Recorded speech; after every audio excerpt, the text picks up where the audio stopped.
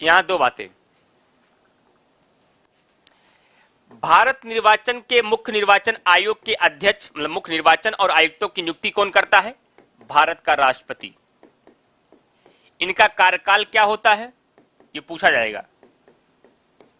6 वर्ष या 65 वर्ष, इनमें से जो पहले पूरा हो। 6 वर्ष या 65 वर्ष, इनमें से जो पहले पूरा हो। और इनको हटाया कैसे जाता है? इनको हटाया कैसे जाता है?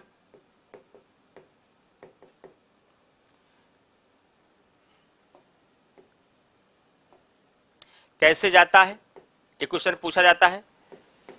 जैसे सुप्रीम कोर्ट के न्यायाधीशों को हटाया जाता है, वैसे इन्हें भी हटाया जाता है। त्यागपत्र किसको देते हैं? राष्ट्रपति को भी देते हैं। इतनी बातें और याद रखिएगा। कार्यकाल इनका 6 वर्ष या 65 वर्ष होता है। हटाया उन्हीं आधारों और उन्हीं रीतियों पर जाता है जैसे सर्वोच्च न्यायालय के मुख्य न्यायाधीशों पर जाता है। यह कैसा निकाय है? यह एक संवैधानिक निकाय है। क्यों? इसका प्रावधान हमारे संविधान के अनुच्छेद में, अनुच्छेद 324 में किया गया है। यह एक संवैधानिक निकाय है। अब सवाल उठता है, करता क्या है सर ये? इनका कार्य क्या है? इनका कार्य केवल क्या है? ध्यान रखिएगा। राष्ट्रपति, उपराष्ट्रपति, उपराष्ट्रपति, लोकसभा, राज्यसभा, विधानसभा, विधान परिषद, इन सब का चुनाव कराना। इनकी जिम्मेदारी क्या है? इन सब का चुनाव कराना। लेकिन ध्यान रखिएगा, चुनाव की अधिसूचना को भी पूछ ले कि संसद के चुनाव की अधिसूचना कौन जारी करता है? भारत का राष्ट्रपति। लेकिन राज्य विधानमंडल के चुनाव की अधिसूचना कौन जारी करता है? नोटिफिकेशन राज्यपाल जारी करता है। लेकिन चुनाव का संचालन कौन कराता है? ये कराते हैं। लेकिन राष्ट्रपति और उपराष्ट्रपति के संबंध में यदि चुनाव में कोई आपस में चुनाव में कोई विवाद हो जाए, निर्वाचन में कोई विवाद हो जाए, तो उस विवादों का निपटारा कौन करता है? न्यायपालिका करती है। ये बातें क्लियर हो गई। यही क्वेश्चन आपसे इसमें भारत निर्वाचन आयोग से पूछे जाते हैं। लेकिन यदि राज्य निर्वाचन आयोग की बात की जाए, जो आप 243 के में पढ़े हैं, तो राज्य निर्वाचन आयोग का कार्य होता है पंचायतों का और नगर निगमों का चुनाव करवाना। जबकि भारत निर्वाचन आयोग का कार्य होता है संसद यानी कि लोकसभा और राज्यसभा, राष्ट्रपति और उपराष्ट्रपति, राज्य विधानमंडल, विधानसभा और विधान परिषद, इन सब का चुनाव कराने की जिम्मेदारी किसकी होती है? भारत निर्वाचन आयोग की होती है। इनका कार्यकाल क्या होता है? इनका कार्यकाल 6 वर्ष या 65 वर्ष, इन दोनों में से जो पहले पूरा हो वो इनका कार्यकाल होता है। लेकिन यदि बात की जाए कि इनको कैसे हटाया जाता है, इनको उन्हीं रीतियों और उन्हीं आधारों पर हटाया जाता है जिन रीतियों और जिन आधारों पर किसे सर्वोच्च न्यायालय के न्यायाधीश को हटाया जाता है। क्लियर? अब आगे चलते हैं। आपको एक और टॉपिक बता देते हैं। कभी कभी एक क्वेश्चन और आ जाता है। अभी हमारे पास 10 मिनट टाइम है और 10 मिनट में मैं बता दूंगा और 10 मिनट में सब तैयार भी हो जाएगा। एक अगला टॉपिक आपका है वित्त आयोग। एक अगला टॉपिक आपका है वित्त आयोग। वित्त आयोग, वित्त आयोग का प्रावधान हमारे संविधान 280 में किया गया है।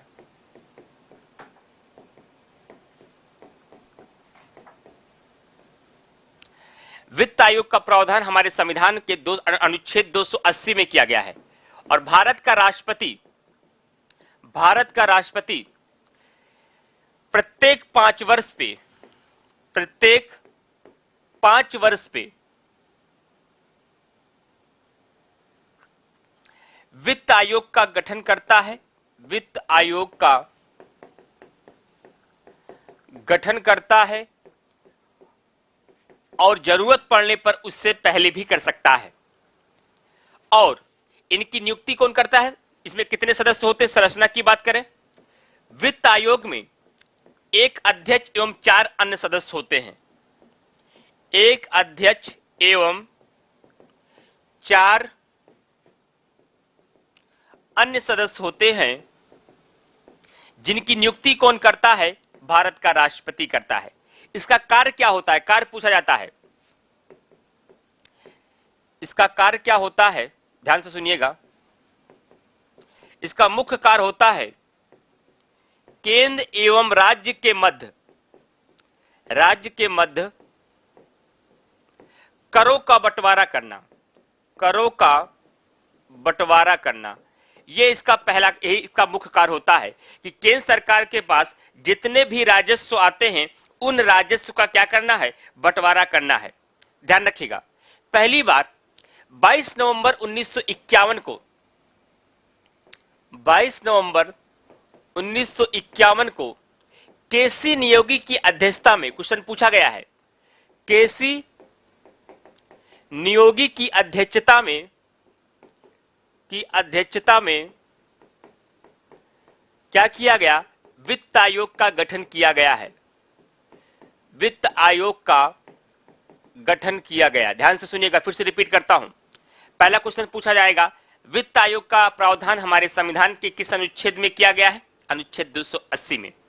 वित्त आयोग का गठन कौन करता है, भारत का राष्ट्रपति, प्रत्येक 5 वर्ष में या जरूरत पड़ने पर उससे पहले। वित्त आयोग की संरचना क्या होती है, वित्त आयोग में एक अध्यक्ष एवं 4 सदस्य होते हैं। कुल संरचना में इनके 5 व्यक्ति होते हैं। इनकी नियुक्ति कौन करता है, भारत का राष्ट्रपति करता है। इनका कार्य क्या होता है, इनका कार्य क्या है, सरकार के पास जितना भी राजस्व आता है उसमें राज्य की हिस्सेदारी कितनी होगी, उन करों का बंटवारा राज्यों में कितना किया जाएगा, तो केंद्र एवं राज्य के मध्य करों को बंटवारा करने का काम यही वित्त आयोग करता है, फाइनेंशियल कमीशन करता है। और इसका गठन कब किया गया, 22 नवंबर 1951 को केसी नियोगी की अध्यक्षता में वित्त आयोग का गठन किया गया। और वर्तमान में कितने वित्त आयोग का गठन किया गया है, तो वर्तमान में 15वां वित्त आयोग चल रहा है, 15वां वित्त आयोग चल रहा है। ध्यान रखिएगा, 12वां वित्त आयोग, 13वां वित्त आयोग,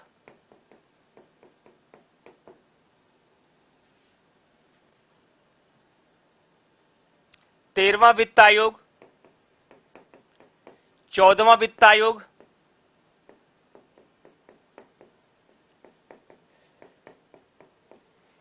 ये आपके सारे वित्त आयोगों के अध्यक्ष आपके पता होना चाहिए, क्योंकि यहां से क्वेश्चन पूछे जाते हैं। ध्यान रखिएगा, 12वें वित्त आयोग के अध्यक्ष सी रंगराजन थे, सी रंगराजन थे, मिलान करने के लिए आता है। 13वें वित्त आयोग के अध्यक्ष विजय केलकर थे, विजय केलकर थे। 14वें वित्त आयोग के अध्यक्ष वाई वी रेड्डी थे, वाई वी रेड्डी थे। और 15वें वित्त आयोग के अध्यक्ष एनके सिंह हैं। कौन है, एनके सिंह हैं। 15वें वित्त आयोग के अध्यक्ष जो है एनके सिंह हैं। और 14वें वित्त आयोग का अध्यक्ष का 14वें वित्त आयोग का जो कार्यकाल था वह 2015 से 2020 तक था। और जो 15वें वित्त आयोग का कार्यकाल होगा वह 2020 से लेकर के 2025 तक कर दिया गया है।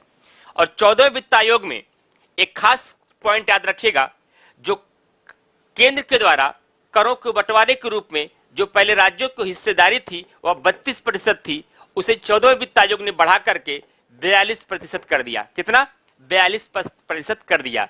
तो वर्तमान में कौन सा वित्त आयोग चल रहा है, 15वां वित्त आयोग। 15वें वित्त आयोग के अध्यक्ष कौन है, एनके सिंह। 15वें वित्त आयोग का कार्यकाल क्या होगा, 2020 से 2025। प्रथम वित्त आयोग का गठन कब किया गया, 21 आपका ये नवंबर 1951, 22 नवंबर 1951 को किसकी अध्यक्षता में किया गया था, केसी नियोगी की अध्यक्षता में। 12 वित्त आयोग से लेकर के 15वें वित्त आयोग तक सारे अध्यक्ष आपको याद रहने चाहिए, एग्जाम में क्वेश्चन पूछा जाता है। 12वें वित्त आयोग के अध्यक्ष सी रंगराजन, 13वें वित्त आयोग के अध्यक्ष विजय केलकर, 14वें वित्त आयोग के अध्यक्ष वाई वी रेड्डी और वर्तमान में एनके सिंह। वर्तमान में कौन सा वित्त आयोग चल रहा है, 15वां वित्त आयोग चल रहा है। और इसका कार्यकाल कब से कब तक रहेगा, तो इसका कार्यकाल 2020 से 25 तक रहेगा। एक बार पूरे वित्त आयोग का रिवीजन कर देते हैं, जितनी बातें मैं बोल रहा हूं इतना आप तैयार रखिए, एग्जाम में सारे क्वेश्चन यहां से आ जाएंगे। मैंने आपसे कहा कि यदि मैं वित्त आयोग की बात करूं तो वित्त आयोग के गठन का प्रावधान हमारे संविधान के अनुच्छेद 280 में है। वित्त आयोग का गठन भारत का राष्ट्रपति प्रत्येक 5 वर्ष पे आवश्यकता अनुसार करता है या जरूरत पड़ने पर उससे पहले भी कर सकता है। और वित्त आयोग की संरचना में एक अध्यक्ष एवं 4 अन्य सदस्य होते हैं। इनकी नियुक्ति भारत का राष्ट्रपति करता है। इनका कार्य होता है केंद्र और राज्य के मध्य करों का बंटवारा करना, टैक्सेस का डिस्ट्रीब्यूशन करना। और प्रथम वित्त आयोग का गठन कब हुआ? 22 नवंबर 1951 को। किसकी अध्यक्षता में? केसी नियोगी की अध्यक्षता में। अब तक कितने वित्त आयोग बन चुके? 15। 15वां वित्त आयोग का अध्यक्ष कौन है? एनके सिंह। उनका कार्यकाल क्या होगा? 2020 से 25। 12वें वित्त आयोग के अध्यक्ष कौन रहे? सी रंगराजन, जो हमारे पूर्व आरबीआई के गवर्नर भी रहे। 13वें वित्त आयोग के अध्यक्ष कौन रहे? विजय केलकर। 14वें वित्त आयोग के अध्यक्ष कौन रहे? Why we Reddy. 14वें वित्त आयोग का कार्यकाल क्या था? 2015 से 20। इसमें जो करों का डिस्ट्रीब्यूशन था वह 32% से बढ़ाकर कितना कर दिया गया? 42%। बस, इससे ज्यादा नहीं आएगा। पॉलिटी समाप्त था। आज मैंने आपको जितना वादा किया था, भारत निर्वाचन आयोग, आधिकारिक भाषा, राज्य वित्त आयोग और नागरिकता, 4 टॉपिक मैंने आपको छोटे छोटे थे, जहां से एक एक क्वेश्चन कभी कभी आ जाते हैं, और अगर आएंगे तो क्वेश्चन आपको यहीं से लड़ेंगे जो मैंने आपको बताया। इस प्रकार से सीमित समय में, सीमित टाइमिंग में मैंने एग्जाम ओरिएंटेड सारगर्भित तरीके से आपको पूरी इंडियन पॉलिटी को समाप्त किया। फिर भी अगर कहीं से भी कोई समस्याएं आपको आती हैं, केवल बैच समाप्त हुआ है, हम आपसे नहीं समाप्त हुए हैं। आपको कभी भी कोई समस्या होती है, अभी यूपी स्पेशल मुझे आपको पढ़ाना है, मैं एग्जाम के पहले अगस्त में अगस्त में आपका एग्जाम होगा, अगर नहीं पोस्टपोन हुआ तब जुलाई में मैं करंट अफेयर लेकर के आऊंगा। मुझे करंट अफेयर पढ़ाने के लिए कहा गया आप लोगों के बैच में, मैंने भी मना कर दिया कि उन लोगों को बैच में जुलाई में पढ़ाऊंगा ताकि जून तक का पूरा करंट अफेयर में उनको कवर करके एक बार में तैयार करा पाऊं।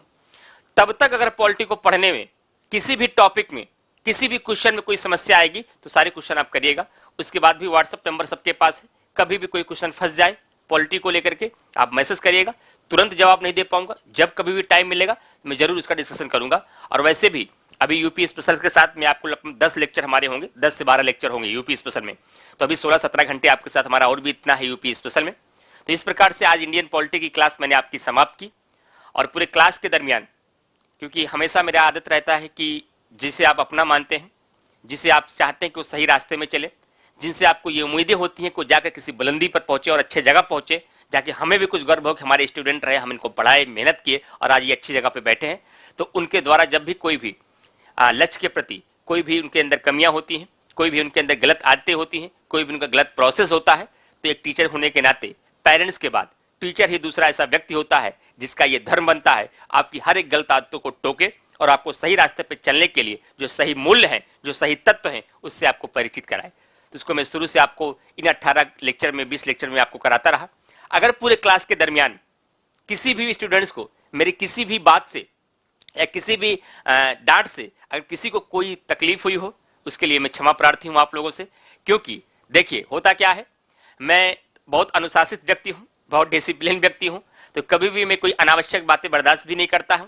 इसलिए नहीं हमारा ऊपर नुकसान होगा, हमें आप कुछ भी बोलो, कुछ कहो, मुझे कोई फर्क नहीं पड़ता। What I am I know very well, but लेकिन मैं ये चाहता हूं कि मेरा स्टूडेंट कम से कम अगर मुझे मेरे साथ कुछ भी उसको वक्त बिताने का मौका मिला है, तो पढ़ाने के साथ साथ, पॉलिटी के साथ साथ उसे एक अच्छा इंसान भी अगर मैं बना पाऊंगा तो शायद मेरे जीवन की ये सबसे बड़ी उपलब्धि होगी। उसे एक तरीका बता पाऊंगा, एक मैनर बता पाऊंगा, वह जिंदगी के किसी भी चौराहे पे खड़ा होगा तो उसकी हर अदाओं से दिखे कि वह पढ़ा लिखा व्यक्ति है, he is a literate person या सी इज अ लिटरेट पर्सन, ये दिखना चाहिए। इसकी वजह से मैं हमेशा आपको तरीके बताना रहता हूं, कैसे पढ़ाई की जाती है, कैसे क्लास किया जाता है, कैसे पढ़ा जाता है, कैसे क्वेश्चन को सॉल्व किया जाता है, ताकि उससे आप लोग परिचित रहें। बाकी सारे लोग इसमें, बहुत सारे लोग हमसे सीनियर ही हैं, बहुत ही कम ही लोग होंगे जो हमसे जूनियर होंगे, बाकी सारे हमसे सीनियर हैं जितने भी क्लास में हैं। लेकिन जो भी हमारे हाथ में था, जो भी हमें समझ थी आपको पॉलिटी को लेकर के, मैंने अपनी कोशिश की आपको संविधान सिखाने के लिए, और उम्मीद करता हूं कि एग्जाम में सारे क्वेश्चंस भी आपको मिलेंगे। तो आप लोगों को मेरी तरफ से बहुत बहुत शुभकामनाएं इस बात के लिए कि इसके लिए आप लोग संघर्ष कर रहे हैं। बहुत लोग पुलिस सेवा में रहकर, यूपीएसआई में रहकर के, प्राइमरी की नौकरी में लेकर के और अन्य पदों पर रहकर के भी अभी भी संघर्षरत हैं। और मेरी ये पूरी उम्मीद और दुआएं हैं आप लोगों के साथ कि आप लोग अपने मकसद में कामयाब होइए और आगे बढ़िए और एकदम मस्त रहिए, खुश रहिए। और कल से हम आपकी शुरुआत करेंगे यूपी स्पेशल की। Thank you all of you. क्या दिशा जी जनगणना पढ़ाएंगे ना? नहीं, जनगणना पढ़ाने का यहाँ कोई वो नहीं हुआ था। जनगणना मैं यूट्यूब पे पढ़ा दूंगा समीक्षा अधिकारी के एग्जाम के पहले। जी जी, अच्छा, Vinay Kumar ji, see you next class with energy. बिल्कुल बिल्कुल, definitely I will meet you tomorrow. Mohini, thanks sir. Reema sir, science का पीडीएफ, हाँ साइंस का पीडीएफ एक बार बोल दीजिएगा, दाजू सर भी क्लास लेंगे तो प्रोवाइड करा दी जाएगी। जनगणना में यूट्यूब पर पब्लिक पढ़ाऊंगा तो वहां आप लोग पढ़ लीजिएगा सब लोग, ठीक। चलिए, हाँ कोई भी क्वेश्चन को कहीं प्रॉब्लम होती है तो व्हाट्सएप पे आप क्वेश्चन भेज सकते हैं, केवल क्वेश्चन, उसके अलावा कोई चीज नहीं। 7068507275 पे अगर कोई क्वेश्चन, जितना भी पॉलिटी मैंने पढ़ाई है, अगर कोई भी क्वेश्चन कहीं से भी कोई आपको लगता है कि हाँ सर ये आपने ये टॉपिक पढ़ाया है, अभी भी समस्याएं आ रही है, तो भले ही बैच खत्म हो गया, मैं मदद के लिए आपके लिए खड़ा हूं हमेशा के लिए, ठीक। लेकिन ध्यान रखिएगा कि आप खुद से एफर्ट करिए, कहीं ऐसा नहीं आर्टिकल 316 में क्या लिखा है इसके लिए आप मैसेज करें 316 बताइए, तो जो चीजें आप खुद से गूगल करके नोट्स में सब जगह से देख सकते हैं उसके लिए नहीं। हाँ, कोई ऐसी उलझने, कोई ऐसा डाउट्स जो किताबों से नहीं कंप्लीट हो रही है, जो एग्जामिनेशन में क्वेश्चन पूछा गया है, हमारे द्वारा आपसे डिस्कस नहीं किया गया है, तो उसको हमें डिस्कस कर दूंगा जरूर। और दूसरी बात, इस क्लास को और भी आप सारगर्भित बनाना चाहते हैं, इसको और आप यूटिलाइज करना चाहते हैं, तो इसका तरीका यही है कि अब इसे एक बार दोबारा फिर पढ़िए, पूरे क्लास को दोबारा फिर पढ़िए, उसका एक शॉर्ट नोट बनाइए, उसके बाद केवल प्रीवियस ईयर के क्वेश्चन को सॉल्व करिए और कुछ नहीं करना है। अश कुमार ओझा, सर एक क्लास और ले लो जिसमें भाग 16वां और 17वां, नहीं उससे कोई क्वेश्चन खास नहीं है, 17 ही तो आप लोगों ने पढ़ा अभी कुछ देर पहले, 17 तो मैंने पढ़ाया, राजभाषा तो बता ही दिया, और भाग 16 में राज्य के अधीन सेवाएं, वहां से कोई खास क्वेश्चन नहीं आते आपके एग्जाम में, और बाकी जो क्वेश्चन हो क्वेश्चन सॉल्व कराएंगे, अभी हम एग्जाम के पहले भी सॉल्व कराएंगे, वहां से आप लोग कवर हो जाएगा, ठीक है। खुद क्वेश्चन सॉल्व कर लीजिए, छोटे छोटे बिल्कुल वन लाइनर वाले टॉपिक है, उसको क्वेश्चन सॉल्व कर लीजिए अच्छे से। और बाकी पीडीएफ की बात रही तो पूरी पीडीएफ में मैं कोशिश करूंगा जल्दी से जल्दी सारी पीडीएफ आपको एक साथ पॉलिटी की प्रोवाइड कर दी जाए जो अब बची हुई है, ठीक। चलिए, thank you all of you.